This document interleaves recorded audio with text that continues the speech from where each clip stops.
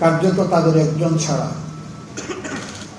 দুনিয়া থেকে সবাইকে নির্মমভাবে বিদায় করে দেওয়া হয়েছে।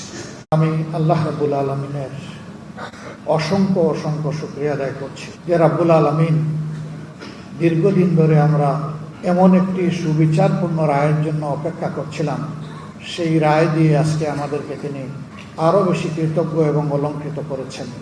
সেই মহান রবের দরবারে হৃদয়ের গভীর থেকে শুকরিয়া আদায় করছি, আলহামদুলিল্লাহ।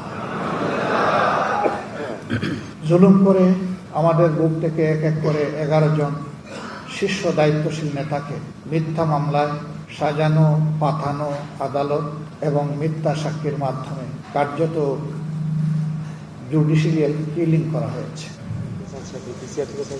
যে জায়গায় বসে আজকে আমি কথা বলছি, দীর্ঘদিন আপনারা এমন একটি অবস্থানে যাদেরকে বসতে দেখেছেন, যাদের মুখের কথা শুনেছেন, কার্যত তাদের একজন ছাড়া দুনিয়া থেকে সবাইকে নির্মমভাবে বিদায় করে দেওয়া হয়েছে। আমি সেই সমস্ত পরম শ্রদ্ধেয় নেতৃবৃন্দ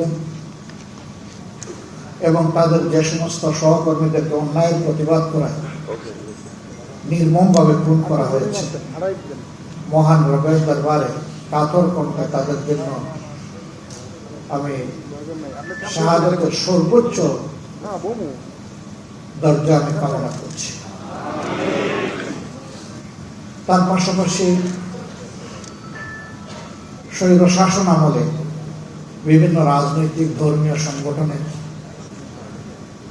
সামাজিক সংগঠনের, মিডিয়ার কর্মীবৃন্দ এবং সাধারণ প্রতিবাদী জনগণ যাদেরকে নির্মমভাবে খুন করা হয়েছে, বিশেষ করে 24-এর গণবিপ্লবের সময় যাদেরকে হত্যা করা হয়েছে, আল্লাহ তাআলার দরবারে দোয়া করি আল্লাহ তাদেরকে শহীদ হিসাবে কবুল করুন।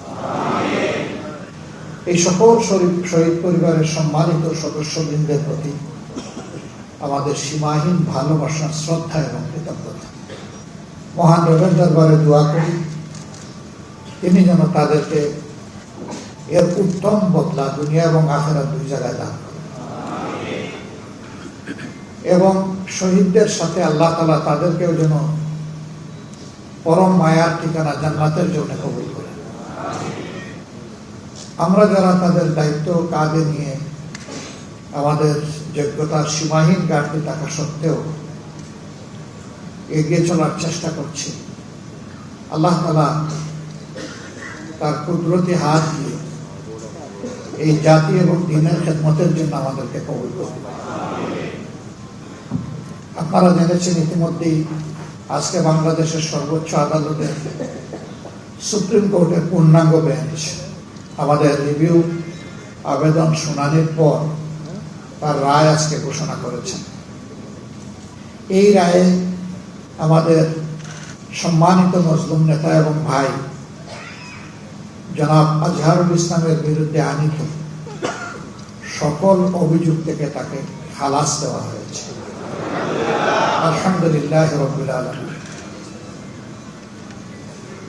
আজ বড় মনে পড়ে জাতির এই সংকট মুহূর্তে কঠিন বাঁকে আমাদের মাথার তাজ এই সমস্ত নেতৃবৃন্দ যদি বেঁচে থাকতেন,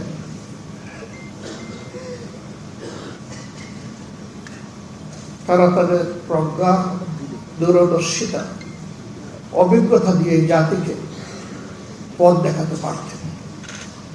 ক্যাঙ্গারু কোর্ট এইভাবে এক একজন করে যাদেরকে বিদায় দিয়েছে, দুনিয়ার কেউ আর তাদেরকে আমাদের কাছে ফিরিয়ে দিতে পারবে না।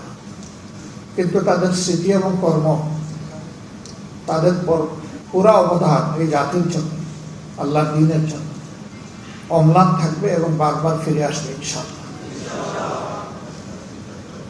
তারা বেঁচে থাকলে এই জাতিকে সততা, দক্ষতার সাথে সেবা দিতেন এবং রাজনীতিতে অনেক গুণগত পরিবর্তন আসত। মহান আল্লাহ তাআলার দরবারে দোয়া করি আল্লাহ তাআলা তার এই সমস্ত নেক বান্দাদের ঘাটতি যেন আমাদেরকে পূরণ করে দেন।